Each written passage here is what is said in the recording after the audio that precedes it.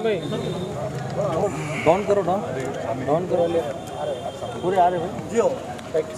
अस्सलाम वालेकुम रहमतुल्लाहि व बरकातुहू। उर्दू मीडिया के मेरे भाई, मेरे दोस्त यहाँ पर जो आए हैं, बहुत इलेक्ट्रॉनिक एंड प्रिंट मीडिया, आप लोग तमाम को अस्सलाम वालेकुम। मेरे भाई, यहाँ पे मेरा आने का मकसद एक ही रहा कि यहाँ पर जब कमेटी, कब्रिस्तान की कमेटी और मस्जिद कमेटी की जो रिप्रेजेंटेशन और नुमाइंदगी पर और उनके इनविटेशन पर मैं यहाँ पर आया था। यहाँ पे कब्रिस्तान की जगह बिल्कुल मुकम्मल तौर पे भर चुकी है। ये करीब लगभग 2 एकड़ में इस कब्रिस्तान है और यहाँ पर करीब 7 से 8 लाख का पब्लिक यहाँ पर रहा करते हैं और 18 बस्ती में यहाँ पर है। जब इंसान जब इस दुनिया से रुखसत होता है, इंसान जब इस दुनिया से चले जाता है, उसको तदफीन के लिए काफ़ी ताख़ीर हो रही है और मैं यहाँ पर पार्टी का नुमाइंदा बनकर आपके सामने हाजिर हूँ और इसको हमारे वज़ीर आला जनाब श्री रेवंत रेड्डी साहब के पास और हमारे मिनिस्टर जनाब अल्लूरी लक्ष्मण साहब के पास और वक्फ बोर्ड चेयरमैन श्री अज़मतुल्लाह हुसैनी साहब के पास मैं इस मैटर को लेके जाऊंगा और जल्द से जल्द लैंड अलॉटमेंट के लिए हम इसको कामिल तरीके से काम करेंगे और एक मुहिम जो चला रहे हैं इसमें until the land gets allotted मैं आपके साथ जुड़ा रहूँगा। और मैं आपको और एक बात भी बताना चलूँ कि माइनॉरिटी डिक्लेरेशन में हम जनरल असेंबली इलेक्शन में जिस तरीके से हमने प्रॉमिस किया था कि भाई माइनॉरिटीज़ के लिए, मुस्लिम्स के लिए और क्रिश्चियंस के लिए न्यू ग्रे अलॉटमेंट करेंगे करके जनाब श्री राहुल गांधी जी ये माइनॉरिटी डिक्लेरेशन को अप्रूव करने के बाद डिक्लेयर किया गया था। उसके तहत भी मैं फिर से आपसे वादा दिलाता हूं कि भाई मैं आपके साथ आपकी आवाज़ बनकर जिस मुकाम पे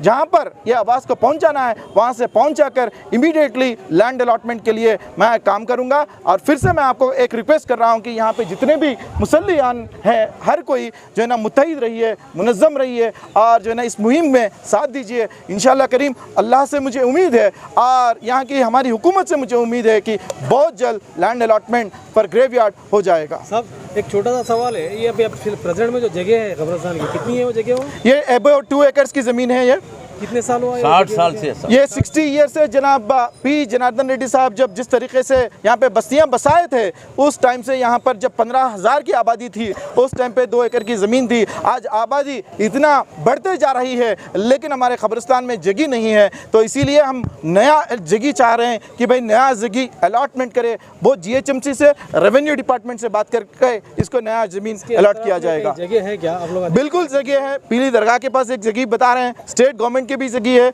और यहाँ पर भी जैसे साहब बता रहे हैं कि आधी एकड़ की ज़मीन जो पत्थर फोड़कर जो ज़मीन हासिल कर सकते हैं उसके ऊपर भी हम रिप्रेजेंटेशन देंगे और गवर्नमेंट से काम लेंगे और गवर्नमेंट को बताएंगे कि भाई कितनी परेशानी का हाल हो रहा है। जैसे बताएं कि 400 लोग को यहाँ पे दफन कर सकते हैं, उसके लिए भी हम काम करेंगे इंशाल्लाह। ये भी है मुबारक होटल के सामने। मुबारक होटल वो सेंट्रल गवर्नमेंट की नहीं देते सेंट्रल की हो, स्टेट की नहीं होती, सेंट्रल की दिया है अभी। तो ये काम क्या ये इलेक्शन से पहले होगा, बाई इलेक्शन से पहले? मुझे इलेक्शन से फिर से मैं कह रहा हूँ कि बिल्कुल मैं इसको कामिल नुमाइंदगी के साथ 100% यकीनी के साथ मैं आपको कह रहा हूँ कि भाई इसका अलॉटमेंट बहुत जल्द एक प्रॉपर प्लान के तहत इसको काम करवाएंगे।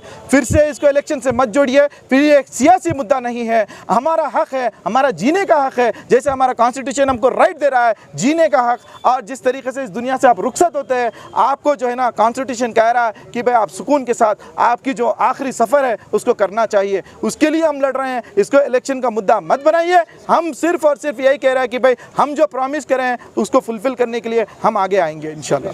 जबकि 60 साल से ये अभी 2 एकड़ ज़मीन के ऊपर जो दफनाया जा रहा है, अब आप बोलेंगे इलेक्शन से मत जुड़ रही है, क्योंकि हर मुद्दा इलेक्शन से जुड़ के निकलता है।